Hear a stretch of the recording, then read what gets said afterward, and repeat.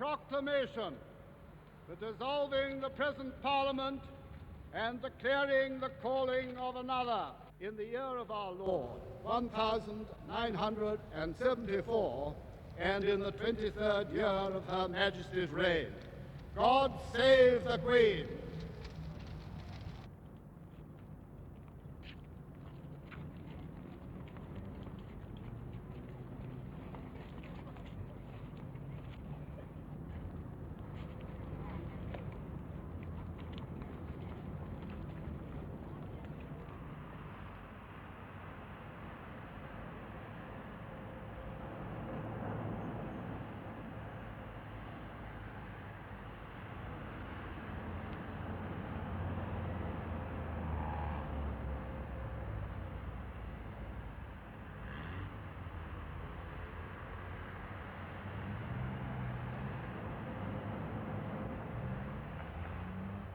The issue before you is a simple one.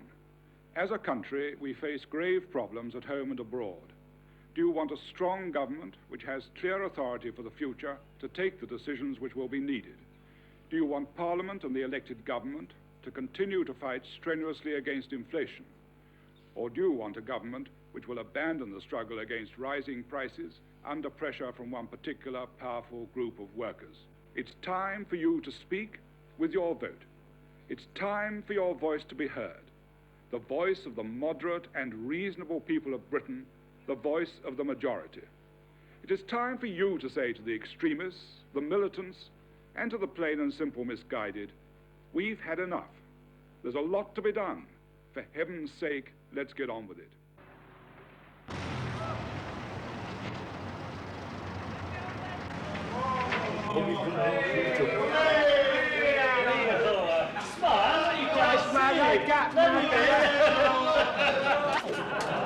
Looks like going down. No, he don't smile going down. You want to see when he's...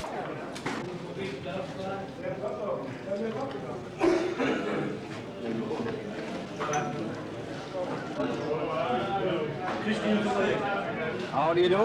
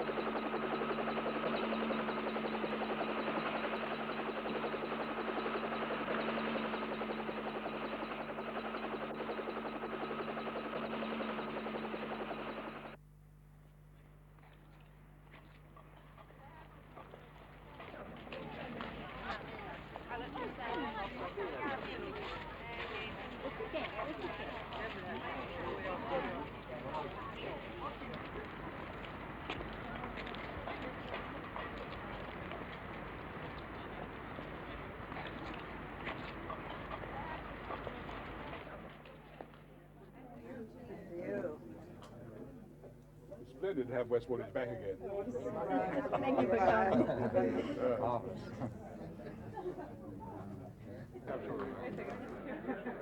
I can't wait till after you.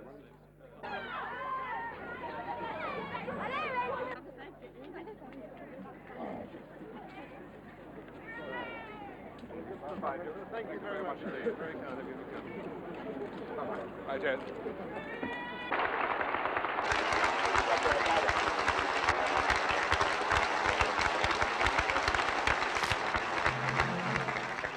Only the backing of the people, reaffirmed in the new world situation, can give us, the government, the authority which we need. And the other issue is Britain, are the moderate men and women of Britain, going to take this opportunity to send out a call, loud and clear, to the extremists in positions of power in our society, that we have all had enough of them, and enough of the damage and disruption that they cause. While there was still a chance of the miners' leaders drawing back from the brink, while there were still further avenues to be explored, I thought it wrong to go for an election. There were some who urged me to do so, and I refused. And that is why I decided not to go to the country last month. But alas, the mine workers' leaders did not respond to the major offer made to them by the National Coal Board. They didn't respond to the avenue opened up by the publication of the Relativities report. They didn't respond to our offer of a special investigation with the NCB, the mine workers, the coal board, the government together, of the structure of pay in their industry. They didn't respond to our offer to help with their health problems and with their pensions. They did not respond to Mr. Whitelaw's appeal to them to meet him before deciding on the strike. In that situation, Mr. Chairman, it was time to remind the leaders of the NUM that we had our electorate as well. We, as a government, have responsibility for all the people of this country. We have a responsibility for the 6 million or so who have settled already under stage 3. We have a responsibility for those who have no union representation at all. We have responsibility for the lower paid. We have responsibility for the pensioners and all those who are dependent upon social security benefits. It was time to remind the miners' leaders that if their action threatened the whole country should have its own chance to ballot. And that is why we called the election.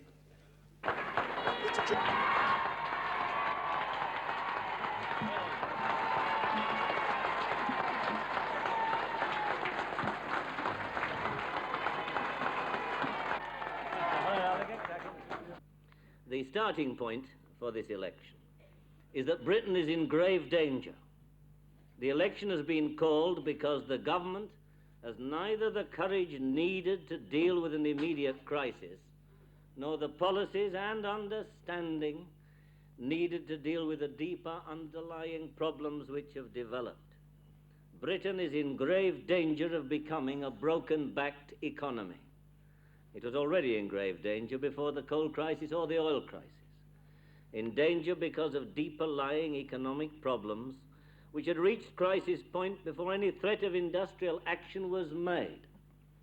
Avoidable industrial conflict will aggravate all the problems I've described to a point where recovery becomes increasingly difficult to achieve. And by dividing and embittering the nation, it will make still more difficult that united effort that has to be put forward, not only for maintaining family standards of living, but above all, effort for the survival of Britain, because that is the brutal issue which faces us, whether our country is to survive as a major industrial power. The issue which governs this crisis is not the industrial dispute. It is inflation. Yes, they do say that, and the government are right to be preoccupied with inflation. We all are. But in the minds of the government, inflation is almost totally identified with wage inflation. With wage inflation. Prices in their minds, prices under their controls are largely confined to those prices which come within the jurisdiction of the Price Commission. That's a quite important sector of manufactured goods, but only a relatively small proportion of the spending of an average family. Wages are controlled, They claim that prices are controlled. How many of the prices of the goods you buy in the shops are controlled?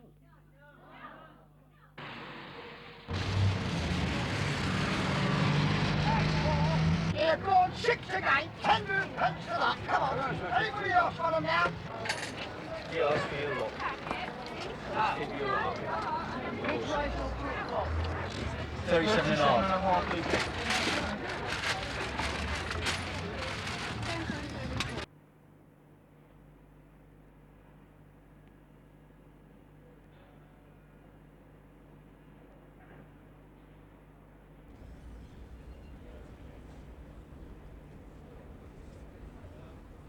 Tell me how you...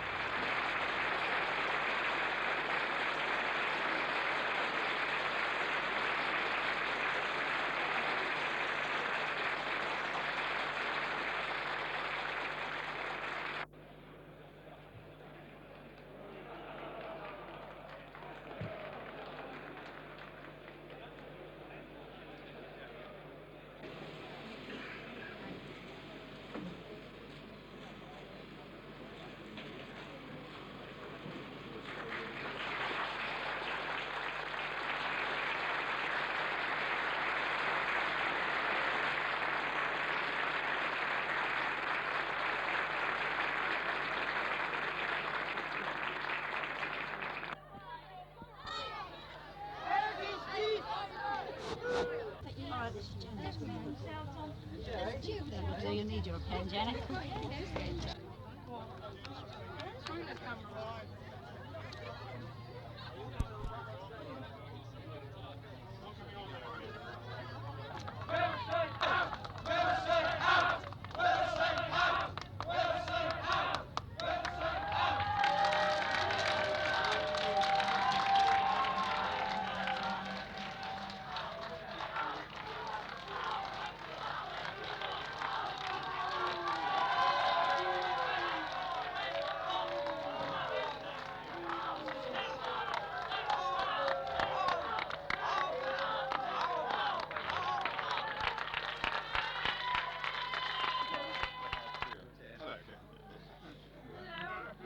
All going well? Yes, very well. Good. Of course, getting the whole thing out really was a question of big arms and all the rest of it. Yes. That's fine. What's the reception been like? Good. Tremendous all the way around. It's been tremendous. Yeah. The only thing we can do now is to get the minister to call in the plans. And the only way you can have a real good chance of getting that is to get a member of Parliament to return who will fight for it. Of course. So we'll do what we can.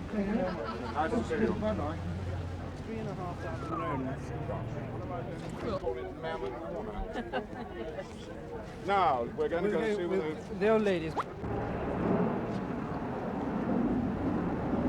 are not seeking to obtain the balance of power, but if it happens, my answer is I am prepared to work with any group of men and women who are going to get this country back on the rails. And that should be the responsibility of every politician in this country. So I say, I do believe that it will be tragic if this country comes out of the election bitterly divided, section against section, class against class, interest against interest. There is going to be a strike on Saturday, and this Prime Minister, ladies and gentlemen, has caused the bitterness in industry which we have now. And I tell you today that I believe there was an honourable formula, not greatly differing from the formula that this government is now putting forward, which could have got an agreement. And when you can...